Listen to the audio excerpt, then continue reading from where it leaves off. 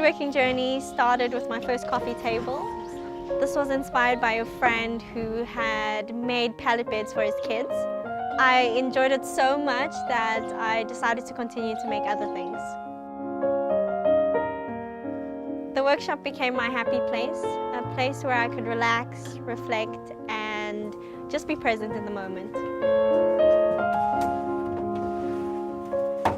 I was blessed with the opportunity to pursue my MBA in Japan, and this afforded me the opportunity as well to learn about Japanese carpentry.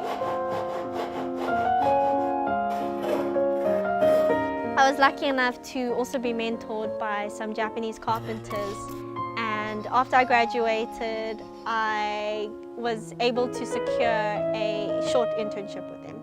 I was definitely very fortunate because being a woman in this industry isn't easy.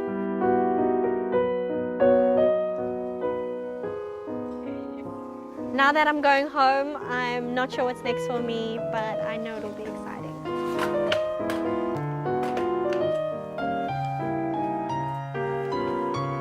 I'm Tamara, I'm from South Africa, and I love woodworking.